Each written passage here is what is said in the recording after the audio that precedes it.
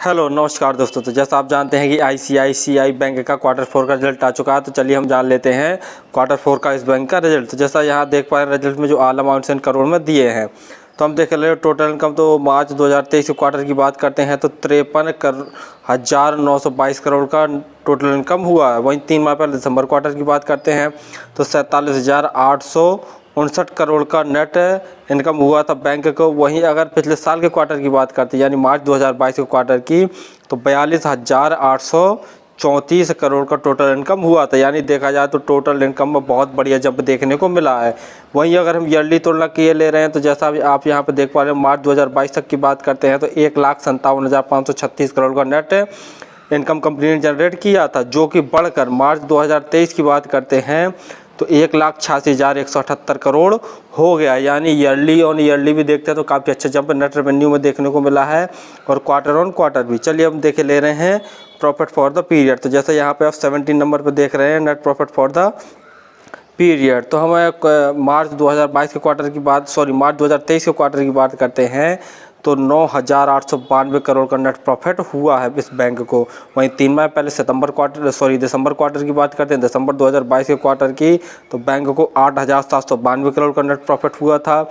वहीं अगर पिछले साल के क्वार्टर की बात करते हैं मार्च 2022 की, तो 7,718 करोड़ का नेट प्रॉफिट हुआ था।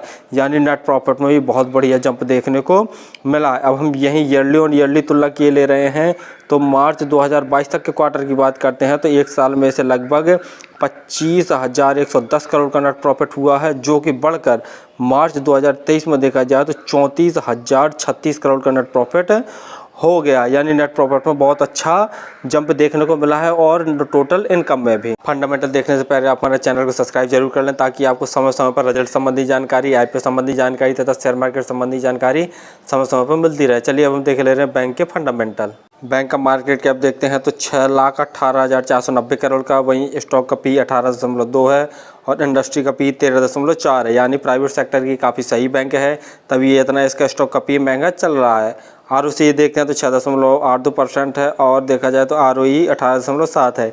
यानी आरओई ठीक ठाक है। बस कम देखते हैं तो बैंक के ऊपर कर्जा काफ़ी ज़्यादा है, 12,52,968 करोड़ का बैंक के ऊपर कर्जा। कोई भी बैंकिंग सेक्टर के शेयर होते हैं सभी में ही इतना लगभग डेप्ट रहता है। वहीं देखते हैं तो प्रमोटर होल्डिंग जैसा बता ही दिया कि 0% है, जो कि बैंक के लिए बहुत बड़ी नेगेटिव पॉइंट वाली बात है।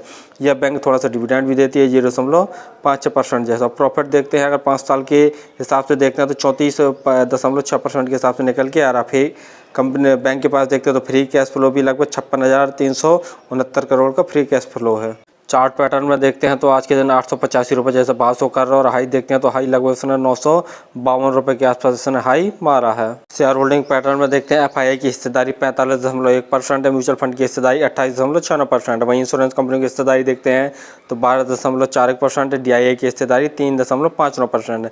हम जब रिटेल बाइंग की हिस्सेदारी देखते हैं तो 10.21% है। यानी इसमें नेगेटिव पॉइंट वाली बात यही है जो प्रमोटर होल्डिंग है, प्रमोटर होल्डिंग 0% है। बाकी देखा जाए तो एफआईआई, म्यूचुअल फंड, इंश्योरेंस कंपनियां बहुत जबरदस्त माल उठा के बैठे हुए हैं। बैंक का क्वार्टर 4 का रिजल्ट तो बहुत दमदार आया और आप ये भी जानते होंगे कि प्राइवेट सेक्टर की बैंकों में दूसरा सबसे बड़ा बैंक है। और बाकी देखे ले रहे हैं तो इसका फंडामेंटल भी ठीक ठाक है। तो शॉर्ट टर्म में हो सकता है कि हमें काफ़ी अच्छा उछाल देखने को इस शेयर में मिल जाए क्योंकि रिजल्ट बहुत दमदार आया है। और लॉन्ग टर्म के हिसाब से भी इसमें चाहें तो थोड़ा थोड़ा निवेश कर सकते हैं, लेकिन फिर भी किसी शेयर में निवेश करें तो आप स्वयं का एनालिसिस करके आपके जो फंडामेंटल एडवाइजर है उनकी सलाह लेकर ही किसी शेयर में निवेश किया करें। धन्यवाद।